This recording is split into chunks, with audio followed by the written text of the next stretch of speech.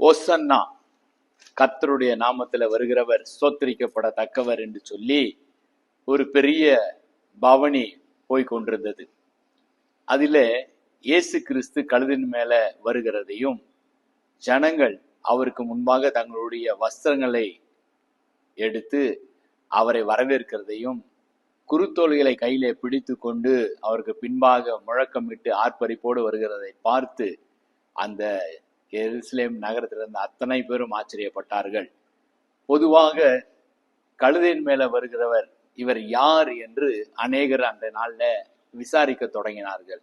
ஏனென்றால் அந்த நாட்கள் அது யூதர்களுடைய பஸ்கா என்கிற பண்டிகை நாட்களாக இருந்தது. அந்த பண்டிகையின் பொழுது உலகத்துல எங்கிருந்தாலும் அத்தனை யூதர்களும் அந்த பண்டிகைக்கு எருசலேமுக்கு வந்து விடுவார்கள். எருசலேம் தேவாலயத்துல ஆராதனை செய்து ஆண்டவரை தொழுது கொள்வதற்காக.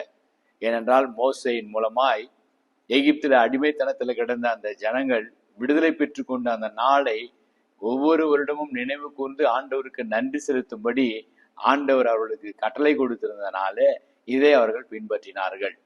இயேசு கிறிஸ்து ஒரு ஊழியனாய் தெரியும், ஒரு போதகராய் தெரியும், ஒரு தீர்க்கதரிசியாய் தெரியும், அப்படிப்பட்டவர். ஆனால் இன்றைக்கு கழுதை மேல ஊர்வலமா வருகிறதை பார்த்து அநேகர் ஆச்சரியப்பட்டார்கள். ஏனென்றால் அந்த நாட்களில ராஜாக்கள் 2 விதமான பவனி வருவார்கள். ஒன்று கழுதையின் மேல பவனி. கழுதையின் மேல பவனி வருகிறார் என்றால் அது சமாதானத்துக்கான ஒரு அடையாளம். அதே வேளையில அவர் ஒரு குதிரையின் மேல பவனி வருகிறார் என்றால் அது யுத்தத்திற்காக, சண்டை செய்வதற்காக என்று அர்த்தம். இந்த இடத்துல ஆண்டவராகிய இயேசு கிறிஸ்து கழுதையின் மேல வருகிறதை அவர்கள் கண்டவுடனே அநேகர் விசாரித்தார்கள், இவர் யார் என்று கேட்டார்கள். அதைத்தான் இந்த நாள்ல நம்ம தியானிக்க போகிறோம். இவர் யார்? இந்த காரியம் ஏதோ இந்த நாளில திட்டமிட்டு நடந்தது அல்ல. அநேக ஆண்டுகளுக்கு முன்பாகவே தீர்க்கதரிசிகள் மூலமாய் முன்னறிவிக்கப்பட்ட ஒரு சம்பவம். தீர்க்கதரிசியாகிய சகரியா 9வது அதிகாரம் 9வது வசனத்துல இப்படியாக எழுதியிருக்கிறார். தீர்க்க தரிசன ஆவினால ஏவப்பட்டு, எருசலேம் குமாரத்திய, சீயோன் குமாரத்திய, மிகவும் களிகூறு, உன் ராஜா உன்னிடத்துல வருகிறார். அவர் நீதி உள்ளவரும் ரட்சிக்கிறவரும் தாழ்மை உள்ளவரும் கழுதின் மேலும் கழுதை குட்டியாகிய மரியின் மேலும் ஏறி வருகிறோமா இருக்கிறார். இது ஏறத்தாழ 100கணக்கான ஆண்டுகள், 400-500 ஆண்டுகளுக்கு முன்பாகவே தீர்க்க தரிசனமாக உரைக்கப்பட்டது நிறைவேறுதல். பொதுவாகவே நம்முடைய வேதத்துல ஒரு காரியம் கூட முன்னறிவிக்கப்படாம நடந்ததே இல்லை. இயேசு கிறிஸ்து பிறப்பார் என்பதையே அநேக ஆண்டுகளுக்கு முன்பாகவே தீர்க்கதரிசிகள் உரைத்து கொண்டே தீர்க்க தரிசனமாய் வருவார், மேசியா வருவார் என்று சொல்லிக் கொண்டே இருந்தார்கள். ஆகவே தான் இதுல சகரியா அழகாக குறிப்பிடுகிறார், இவர் யுத்தம் செய்கிற ராஜாவாக அல்ல, சமாதானத்தையும் சாந்த குணம் உள்ள ராஜாவாய் அவர் கழுதை மேல வருவார். அந்த தீர்க்க தரிசனம் அந்த நாளில் நிறைவேறிற்று. இதைத்தான் அந்த ஜனங்கள் கண்ணால கண்டார்கள். இயேசு கிறிஸ்து இவர் யார் என்று கேட்டார்களே, இந்த கேள்வி அவர் பிறக்கும் பொழுதே அந்த கேள்வி கேட்கப்பட்டது. கிழக்கில் இருந்த சாஸ்திரிகள் ஒரு வித்தியாசமான பிரகாசமான நட்சத்திரத்தை கண்டு அவர்கள் எருசலேம் நகரத்துக்கு வந்து அந்த நாட்களிலே ஆண்டு கொண்டிருந்த ராஜாவாக இரவு இடத்துல போய் யூதருக்கு ராஜாவாக பிறந்திருக்கிறவர் எங்கே என்று கேட்டார்கள். முதலாவது, இயேசு கிறிஸ்து யார்? அவர் யூதர்களுக்கு ராஜா. அழகாக தெளிவாக அவர்கள் சொன்னார்கள், யூதர்களுக்கு ராஜாவாக பிறந்திருக்கிறார். நாங்கள் அந்த நட்சத்திரத்தை நாங்கள் கண்டோம் என்று அந்த வெளிச்சத்தை அவர்கள் கண்டார்கள். ஆகவே தான் அவர்கள் சொன்னார்கள், இது சாதாரண நட்சத்திரம் அல்ல, இது ராஜா நட்சத்திரம், யூதர்களுக்கு ராஜாவாக பிறந்திருக்கிறார். இயேசு கிறிஸ்து மரிக்கும் பொழுது கூட பிலாத்து சிலுவையில அவரை அறையும் பொழுது அதுல ஒரு பெரிய வாசகத்தை அவருடைய சிரசின் மேல எழுத சொன்னான். அதிலே கூட யூதருடைய ராஜா என்று எழுதினான். அநேக யூதர்கள் அதை எதிர்ப்பு தெரிவித்தார்கள். இது ஏன் எழுதுகிறீர்கள், இதை எடுத்து விடுங்கள், யூதருக்கு ராஜா என்று அவனே சொல்லி கொண்டான் என்று வேணா சொல்லுங்கள் என்று சொன்னார்கள். ஆனால் அந்த பிலாத்து சொன்னான், நான் எழுதினதே என்று சொன்னான். ஆகவே அவர் பிறக்கும் பொழுது ராஜாவாக அறிமுகப்படுத்தப்படுகிறார். அவர் மரிக்கும் பொழுதும் ராஜாவாக பிரகடனப்படுத்தப்படுகிறார். அவர் ராஜாதி ராஜா. அவர் சாதாரணமான ராஜா அல்ல, சமாதானத்தை உண்டு பண்ணுகிற ராஜா, சாந்த குணமுள்ள ராஜாவாக இந்த உலகத்துல வந்தார் என்று பார்க்கிறோம். அப்ப ராஜா என்று சொன்னால் அவருக்கு ஒரு ராஜ்யம் இருக்க வேண்டுமே. இந்த உலகத்துல இருக்கிற ராஜ்யம் அது பூமிக்குரிய ராஜ்யம். ராஜ்யத்தை 2-3 வகையாக நம்ம பிரிக்க முடியும். ஒன்று பரலோக ராஜ்யம், இன்னொன்று பூமிக்குரிய ராஜ்யம். இந்த பூமிக்குரிய ராஜ்யத்தை ஆண்டு கொள்ளும்படி, அதிகாரம் செலுத்தும்படி, பலுகி பெருகும்படி ஆண்டவர் மனிதனை உண்டாக்கி ஆதாம் கரத்துல தான் அந்த அதிகாரத்தை கொடுத்தார். ஆனால் அந்த ஆதாமும் ஏவாளும் அந்த அதிகாரத்தை, அந்த ராஜ்யத்தின் உரிமைகளை அவர்கள் கீழ்ப்படியாதனால அதை சாத்தானுக்கு விற்று போட்டார்கள். ஆகையினால இந்த பூமியின் ராஜ்யம் இது சாத்தானின் ராஜ்யமாக மாறிவிட்டது. இதை நம்ம புரிந்து கொள்ள வேண்டும். பரலோக ராஜ்யம் ஒன்று, பூமியின் ராஜ்யம். இந்த பூமுலோக ராஜ்யம், இந்த ராஜ்யம் எப்படிப்பட்டதா இருக்கிறது? பிசாசினுடைய காரியங்களுக்கெல்லாம் இருக்கிறது. இந்த ராஜ்யத்தை மீண்டுமாய் பிசாசின் கரத்திலிருந்து எடுக்கும்படியாகவும், தேவனுடைய ராஜ்யத்தை, பரமண்டல இருக்கிற அந்த ராஜ்யத்தை இந்த உலகத்தில ஸ்தாபிக்கும்படியாக தான் இயேசு கிறிஸ்து வந்தார். அதுதான் அவருடைய ராஜ்யம். அநேக இடங்களில நான் தேவனுடைய ராஜ்யத்தை பிரசங்கிக்கவே வந்திருக்கிறேன், தேவனுடைய ராஜ்யத்தை நிறைவேற்ற வந்திருக்கிறேன், தேவனுடைய காரியங்களையே ஆண்டவர் சொல்லுகிறத நம்ம அநேக இடங்களில வேதத்துல நம்ம பார்க்க முடியும். அப்போ ராஜ்யம், ராஜா என்றால் ஒரு ராஜ்யம் இருக்க வேண்டும். ஸோ ராஜ்யத்தை உருவாக்க ஆண்டவர் வந்து விட்டார். ராஜ்யம் என்று ஒன்று இருந்தால், ஒரு கிங்டம் ஒன்று இருந்தா, கிங்னு ஒன்று இருந்தா சட்டதிட்டங்கள் இருக்க வேண்டும், ரூல்ஸ் அண்ட் ரெகுலேஷன் இருக்க வேண்டும், பிரமாணங்கள் இருக்க வேண்டும். அதைத்தான் ஆண்டவர் அழகாய் நிறைவேற்றினார். அந்த மத்தேயுல நீங்க எழுதி பார்த்தால் மலை பிரசங்கம் முழுவதும் ஆண்டவருடைய பிரமாணங்கள். எப்படி மோசேக்கு ஆண்டவர் மலையிலே கொண்டு போய் அவனுக்கு கட்டளைகளையும் நியாய பிரமாணங்களையும் கொடுத்தாரோ, அதை போலவே ஆண்டவராகிய இயேசு கிறிஸ்து மலையில பிரசங்கம் பண்ணுகிற அந்த பகுதி முழுவதும் அவருடைய ராஜ்யம் எப்படிப்பட்ட ராஜ்யம். மோசேயின் ராஜ்யத்துல எப்படி இருந்தது? கண்ணுக்கு கண், பல்லுக்கு பல். ஆனால் ஆண்டவராகிய இயேசு கிறிஸ்து ராஜ்யத்துல என்ன? அன்பு செலுத்து, உன்னை ஒரு கன்னத்தில் அறைந்தால் மறு கன்னத்தை காட்டு, உனக்கு 2 அங்கிகள் இருந்தால் ஒரு அங்கியை கொடுத்து விடு, உன்னை 1 மைல் தூரம் எனக்கு உதவி செய் என்று ஒருத்தன் பலவந்தம் படுத்தினால் நீ 2 மைல் தூரம் போ. என்ன வித்தியாசமான காரியங்கள் இந்த ராஜ்யம். இந்த ராஜ்யத்தினுடைய பிரமாணங்கள்: உங்க சத்துருக்களை சிநேகியுங்கள், துன்பப்படுத்துறவர்களை, உங்க சபிக்கிறவர்களை ஆசீர்வதிங்கள், உங்களை துன்பப்படுத்துற நிந்திக்கிறவர்களுக்காக நீங்க ஜெபம் பண்ணுங்கள். இப்படி இந்த ராஜ்யத்தின் பிரமாணங்கள் வித்தியாசமான பிரமாணங்கள். அதை அத்தனையும் ஆண்டவர் நிறைவேற்றியும் காட்டினார், அதை வாழ்ந்தும் காட்டினார். இந்த ராஜ்யத்தின் பிரமாணங்களை இதெல்லாம் வாழ முடியுமா என்று அநேகர் கேட்டாங்க. அப்படி வாழ்ந்தே காட்டினார் ஆண்டவர்.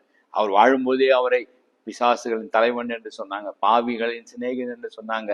அவர்களையே நேசித்தார். யார் காட்டி கொடுக்க போகிறானோ அவனையும் கூட உட்கார வைத்திருந்தார். யார் எந்த சீசன் மறுதளிக்க போகிறானோ அவனையும் ஆண்டவர் தன்னுடைய அருகிலே உட்கார வைத்து அவர்களையும் ஆண்டவர் அன்பு செலுத்தினார், நேசித்தார். ஆகவே சொன்னது மாத்திரம் அல்ல, சொன்ன எல்லா காரியமும் செய்து முடித்தார். அப்ப ராஜ்யம் உண்டு, ராஜ்யத்தினுடைய சட்டதிட்டங்கள் உண்டு. அடுத்து பார்க்கிறோம், இந்த ராஜ்யத்துல பிரஜைகள் இருக்க வேண்டுமே, ஜனங்கள் இருக்க வேண்டுமே. யார் இவருடைய ராஜ்யத்தின் பிரஜைகளாக முடியும்?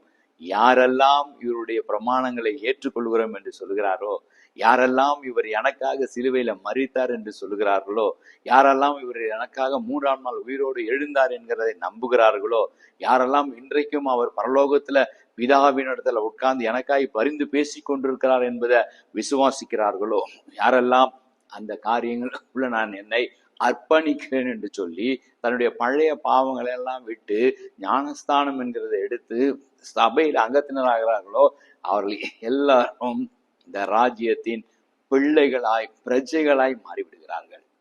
எவ்வளவு அற்புதமான சத்தியம் பாருங்க, எவ்வளவு அற்புதமான ரகசியம் பாருங்கள். தேவன் உண்டு, ஒரு ராஜா உண்டு, அந்த ராஜாவுக்கு ராஜ்யம் ஒன்று உண்டு, கிங்டம் உண்டு, அந்த ராஜாவுக்கு கான்ஸ்டிடியூஷன் உண்டு, ரூல்ஸ் அண்ட் ரெகுலேஷன் உண்டு, சட்டத்திட்டங்கள் உண்டு, நியாய பிரமாணம் உண்டு. அதைத்தான் வேத புத்தகம் நமக்கு கொடுத்திருக்கிறத. வேத புத்தகம் தான் நமக்கு அந்த ரூல்ஸ், ரெகுலேஷன், அந்த கட்டளைகள். அந்த ராஜாவுக்கு பிரஜைகள் உண்டு. அந்த பிரஜைகள் தான் நீங்களும் நானும். பூலோகத்துல நம்ம இருந்தாலும், சாத்தானுடைய ராஜ்யத்துல நம்ம இருந்தாலும், நீங்களும் நானும் சாத்தானுடைய ராஜ்யத்துக்கு உட்பட்டவர்கள் அல்ல. நீங்களும் நானும் சாத்தானுடைய அதிகாரத்துக்கு உட்பட்டவர்கள் அல்ல. தேவ ராஜ்யத்தின் பிள்ளைகள் நீங்களும் நானும். என்றைக்கு இயேசுவே என் ஆண்டவர் என்று நீங்களும் நானும் விசுவாசிக்க ஆரம்பித்தீர்களோ அன்றைக்கு நீங்கள் நானும் ராஜ்யத்தின் பிள்ளைகளாக, ராஜாவினுடைய பிள்ளைகளாக மாறிவிடுகிறோம். எவ்வளவு அதிசயமான ஆசீர்வாதமான காரியம்! தேவனுடைய நாமத்துக்கு மகிமை உண்டாவதாக. பிறகு ராஜ்யத்தை கொடுத்து நமக்கு பிள்ளைகளாக மாற்றி அப்படியே விட்டுவிடவில்லை ஆண்டவர். அவருக்கு உண்டான அதிகாரங்களை நமக்கு கொடுத்திருக்கிறார். அந்த ராஜ்யத்தின் பிள்ளைகளாக மாற்றினது மாத்திரம் அல்ல, அந்த ராஜ்யத்தின் அவருக்கு இருந்த அத்தாரிட்டி, அவருக்கு இருந்த வல்லமை எல்லாவற்றையும் ஆண்டவர் நமக்கு கொடுத்திருக்கிறார். அதுதான் ஆண்டவர் நமக்கு செய்திருக்கிற மிகப்பெரிய காரியம். ஏன்னால் நம்ம வாழ்கிறது இந்த உலகத்தின் ராஜ்யத்துக்குள்ள இருக்கிறோம். பிசாசின் ஆளுகைக்குள்ள இருக்கிற இந்த ராஜ்யத்துல நீங்களும் நானும் வெற்றிகரமாய் ஜெயமாய் வாழ வேண்டும் என்றால் நமக்கு என்ன தேவை? பரிசுத்த ஆவியானவர் என்கிற அந்த வல்லமை தேவை. நமக்கு என்ன தேவை?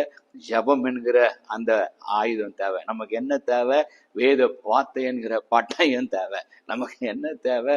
துதித்தல் என்கிற இந்த ஜெபம், துதித்தல், ஆண்டவரை மகிமைப்படுத்துதல், ஆண்டவரை உயர்த்துதல், இதெல்லாம் காரியத்தை நம்ம கொடுத்திருக்கிறதுனால தான் இதை வைத்து தான் நம்ம வெற்றிகரமாய் ராஜ்யத்தின் பிள்ளைகளாய் இந்த உலகத்துல நம்ம ஜீவிக்க முடியும்.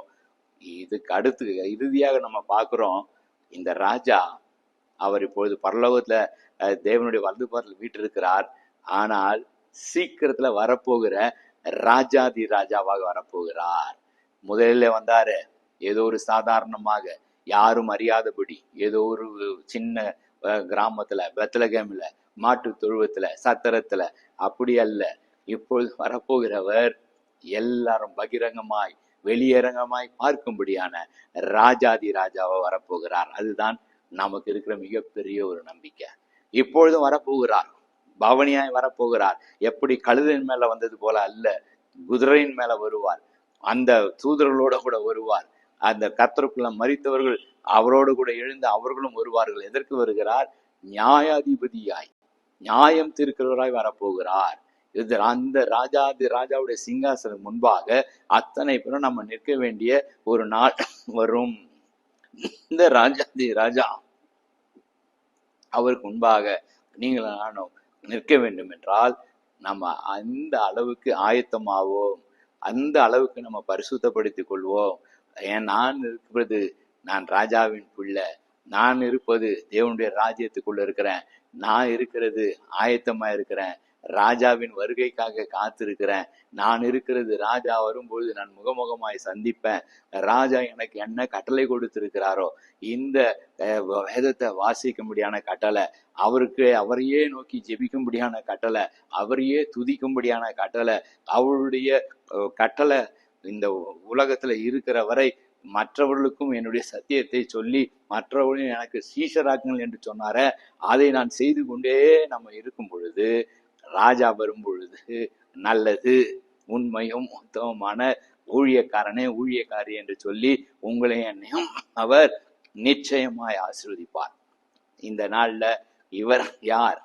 அந்த ஜனங்கள் கேட்டாங்களே, அவர் சாந்த குணமுள்ள ராஜா, அவர் மகிமையின் ராஜா, இப்போது வரப்போகிறவர் ராஜாதி ராஜா, நியாயம் தீர்க்கிற ராஜாதி ராஜா.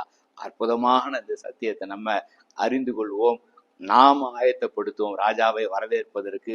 எப்படி அந்த நாட்களில குருத்தோலையை வைத்து அவர் பின்பாக ஊர்வலமாய் சந்தோஷமாய் ஆர்ப்பரத்தோடு போனார்களோ, அதை போலவே நம்முடைய ராஜா வரும் பொழுது நீங்களும் நானும் சந்தோஷமாக மகிழ்ச்சியாக ஆர்ப்பரிப்போட அவரை வரவேற்க ஆயத்தமாவோம், மற்றவர்களை ஆயத்தப்படுத்துவோம், கர்த்தருடைய நாமத்தை உயர்த்துவோம். ஓசன்னா, கர்த்தாவே எங்களுடைய லட்சியம். ஓசன்னா, கர்த்தருடைய நாமத்துல வருகிறவர் சோத்திரிக்கப்படத்தக்கவர்.